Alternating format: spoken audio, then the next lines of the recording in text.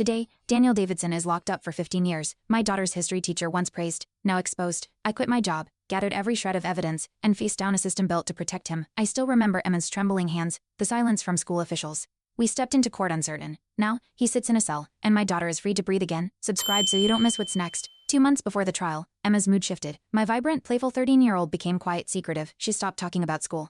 Kept her phone close. I brushed it off as puberty, until I found a necklace in her drawer. With a card signed DD, I confronted her. She cried, clutched her pillow, and whispered, "He says I'm special." That night, I sat in the dark, heart shattered, knowing something monstrous had begun. I searched Emma's phone while she slept. Her messages with Davidson were sickening, grooming disguised as affection. Photos, poems, late-night calls. I felt nausea rise as I read him call her his light. I woke Jessica, Mia's mom, at 2 a.m. We cried together. Realizing Mia had similar texts, the school's counselor dismissed us as overreacting. That's when I realized, if we wanted justice, we'd have to take the first shot ourselves. Jessica and I began documenting everything. Burner accounts, screenshots, secret dropouts. Davidson grew bolder, commenting on Emma's outfits in front of others. Emma's grades dropped. She barely ate. I took her to Dr. Martinez, who raised concerns but hesitated to file. The system hesitated. I didn't know. We knew time was running out. And Davidson. He smiled like he owned the world. I was done being afraid. This was war. We met a state investigator, Detective Chen, off the record. She listened, asked questions, took copies of files. Emma, scared but brave, told her about secret meetings and gifts. Chen said without physical evidence. It wouldn't hold in court. I wanted to scream. Mia mentioned a thumb drive Davidson gave Emma. We searched every drawer. Nothing. Had he taken it back? Was Emma hiding it? Or worse, did she still trust him? Jessica installed cameras outside the school and near Davidson's house. We captured him picking up Emma in his car. I confronted the principal. She shrugged, said Emma was mature for her age. I wanted to punch something. Instead, I wrote a formal complaint to the district. Silence. Emma cried every night. Davidson sent her poems through email. We needed that thumb drive. It was our only shot before he vanished everything. Dr. Huglithus called us in. Emma's pregnancy test was positive. My world imploded. Emma trembled, refusing to name the father. But we knew. I called Detective Marks. He demanded DNA proof. Davidson was still teaching, still praised. Jessica snapped. She barged into a school meeting screaming. They threatened to arrest her. That's when we knew, if the law wouldn't move, we'd expose him our way. We needed undeniable public evidence. Emma found the thumb drive in her stuffed bear. Hidden all along, videos, messages, audio clips, Davidson's voice saying, "No one will believe you." I cried and hugged her, promising she wasn't alone. We backed it up 6 ways. Jessica called Chen. The drive was our bombshell, but now we had to deploy it right or risk it being dismissed. We needed Davidson to incriminate himself live. It had to be perfect. We set the trap at a downtown cafe. Emma agreed. Terrified but determined, she wore a wire. Davidson arrived smug. He ordered her favorite drink without asking, said, "You're still mine." My blood boiled from across the street. When Emma asked if he'd take responsibility, he laughed, called her dramatic. That's when she slid the thumb drive across the table. "You recorded everything," she said. His face dropped. Jessica filmed every second. Chen waited nearby. Davidson panicked. He grabbed the thumb drive, tried to flee, but Chen stepped in. "Daniel Davidson, you're under arrest," she said. Voice sharp. He shouted that Emma lied, that it was a trap. But Chen had heard the recording live. Jessica handed over the video. Emma sobbed into my arms. Davidson screamed as they cuffed him. Reporters swarmed. His world collapsed in seconds. But ours had just started healing. Justice had a face now. At the station, Davidson's lawyer demanded silence, claimed entrapment. Prosecutor Sullivan reviewed the drive and Emma's medical file. "This isn't entrapment," she said. "It's survival." Davidson sat shaking. I sat beside Emma, holding her hand. Jessica leaned against the wall, arms crossed. Sullivan promised she'd file charges by morning. The principal released a statement defending the school's due process. My fury returned. Emma had risked everything. And still, people questioned her truth. The court date arrived. Emma wore a navy blazer. Jessica's daughter loaned it. She held my hand tighter than ever. Davidson's defense attacked her character, implying she misread kindness. Emma's voice trembled but didn't break. She played clips from the thumb drive in front of the jury. Every eye shifted to Davidson. His smirk vanished. Sullivan's closing argument ended with, "Who protects children if we don't?" I saw jurors nod a truth finally. Had wait. The jury took 5 hours. I paced the hallway like a storm cloud. Emma sat still, staring ahead. When the verdict came guilty on all counts, Emma exhaled a breath she didn't know she held. Jessica wept. I closed my eyes, gripping Emma's shoulders. Davidson's face turned gray. His brother, the local police chief, left without a word. Reporters flooded us. But this wasn't a headline, it was our lives. My daughter could finally sleep in peace. Days after sentencing, Davidson's lawyer tried appealing. Sullivan shut it down. The judge labeled Davidson a predator with influence. Parents came forward. 2 more victims. Silenced for years. Emma stayed home from school, avoiding whispers. I contacted the Department of Education. They launched an investigation. The school board stayed quiet. But Jessica and we spoke on news panels, shared our fight. Emma's courage cracked open a wall of silence. Others finally had a voice. Just as we started to breathe, an anonymous email arrived threatening to release Emma's court testimony online. It had screenshots.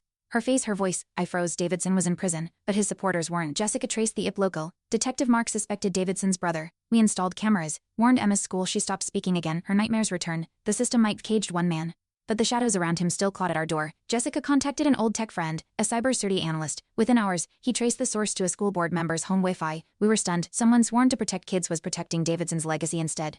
Prosecutor Sullivan filed a new motion. The media caught wind. Protests formed outside the school. That night, Emma looked at me and whispered, "They believe me now." Her voice cracked, but her eyes were steady. The school board member resigned within days. But he wasn't arrested. The community was outraged. I met with the governor's task force on child protection, demanding oversight. Chin and Mark supported our case, submitting digital evidence. Mia's mother gathered hundreds of parent signatures. Emma returned to therapy. Her therapist said, "You can't heal what no one acknowledges." But now, Emma's pain was finally seen. And this time, the silence wasn't hers to carry. A month later, Davidson's wife filed for divorce and released a folder of emails and photos from their home computer. It revealed a hidden archive: images, videos, names of other girls. The case exploded statewide. News outlets dubbed it the Predator-Teacher Files. State police reopened old complaints. Sullivan created a multi-victim indictment. I felt sick again, but this time there was backup. Emma wasn't alone. The truth kept rising, one horror at a time. Davidson's brother was fired for obstructing investigation. Then came the shock: a judge who dismissed prior complaints had a financial tie to Davidson's charity board. It was a web. The state attorney general stepped in. Every link exposed revealed another betrayal. I watched Emma sketch quietly, finally at peace. Her counselor framed her drawing. "You gave others a map," she said. I smiled, because now, there was a blueprint to stop monsters like him. A podcast featured Emma's case, giving her voice national reach. Survivors from other states reached out. I built a website with Jessica, linking resources for parents, whistleblowers, and children. It spread fast. Then a senator contacted us offering to co-write a bill protecting minors in schools.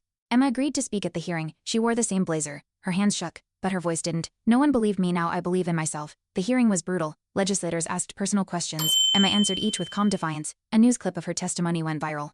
Karens across the country flooded the senator's office with support. The bill passed committee. Jessica and I cried watching the vote. Emma's name, once whispered in fear, was now tied to a law. She smiled at me afterward and said, "Now, he can't hurt anyone else." That moment, her strength outshone everything else that day. A publisher contacted Emma about writing her story. She hesitated at first, scared to relive everything, but with her therapist's guidance she began. Jessica and I helped organize her notes. She wrote about fear, betrayal, and healing. The book deal came with a clause: creative control. Emma insisted. "No edits to my pain," she said. When she signed the contract, she smiled. It wasn't about fame. It was about owning the truth, on her terms. While editing the book, Emma found a forgotten message Davidson sent, threatening her if she ever told. She cried, hands shaking. We forwarded it to Sullivan. It became the centerpiece of a new charge: intimidation of a minor. Davidson's sentence extended by 3 years. That night, Emma slept through the night for the first time in months. She whispered, "I don't feel scared anymore."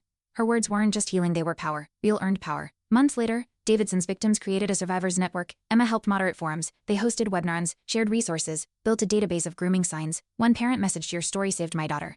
Emma cried reading it. She wasn't just surviving, she was leading. The media framed her as a hero. She shrugged. "I'm just doing what I wish someone did for me." From victim to advocate, Emma had rewritten her story, and others were following. At a conference on child safety, Emma delivered a keynote. She paused midway, breath shaky, then said, "I lost more than I can name, but I gained something too: my voice." The crowd stood. Jessica hugged me, tears streaming. A senator pulled Emma aside, promising continued funding for school safety reform.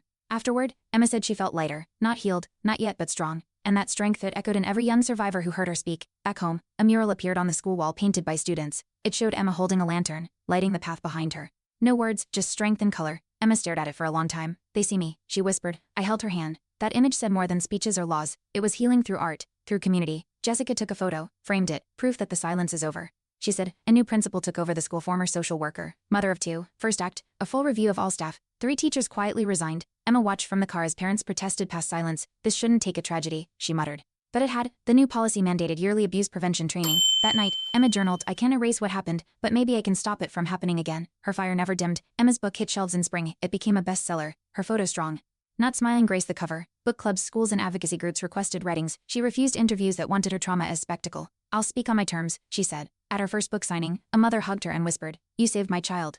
Emma blinked back tears. That night, she signed a copy for herself. Inside, to the girl who never gave up. In college, Emma joined a survivor-led research lab. They studied institutional cover-ups, patterns of grooming, systemic failures. Her professor, a survivor himself, said, "You're turning pain into policy." Emma presented findings at conferences. Each chart, each statistic, told a buried truth. I watched her reclaim power in data and evidence. Davidson was now a cautionary case study in classrooms, and Emma, she was redefining what justice looked like for herself. For every unheard voice, a documentary crew contacted us. Emma hesitated until they agreed to center survivors, not the abuser. The film followed her journey, but also others. Jessica, meh, forgotten complaints, institutional silence. When it aired, viewers wept. One scene showed Emma lighting a candle for each name never heard in court. "You matter," she said. Awards came, but what mattered most? A flood of letters. Survivors, parents, people finally speaking up. The silence cracked, and healing began. Years later, Emma stood outside her old school, now renamed. A plaque read, "In honor of survivors who chose truth over silence." She touched it, then turned to the new students visiting on a tour. "Speak up, always," she said. They nodded. Some whispered thanks. I stood behind her. Heartful, Jessica snapped a photo Emma beside the plaque. Sunlight casting long shadows weeds fought through. She'd become the light she once searched for. The law Emma helped inspire passed nationwide. Schools now require trauma-informed training.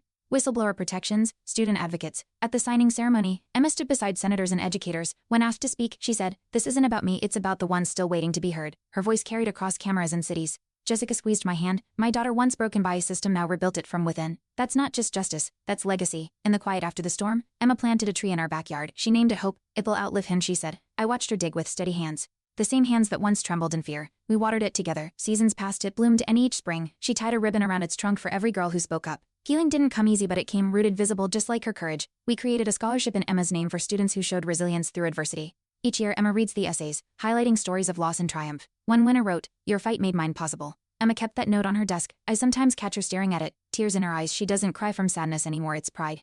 Her journey reshaped others, and in doing so, she proved Cain can forge strength. 5 years later, Emma graduated with honors in psychology. I stood clapping, heart bursting. Her journey was inked in every step she took across that stage. She's turned trauma into testimony, Cain into purpose. Davidson faded into the background, but Emma became unstoppable. The future belongs to her, shaped by fire, carried by love, defined by truth. Emma now works as a trauma counselor, guiding teens through darkness she once knew too well.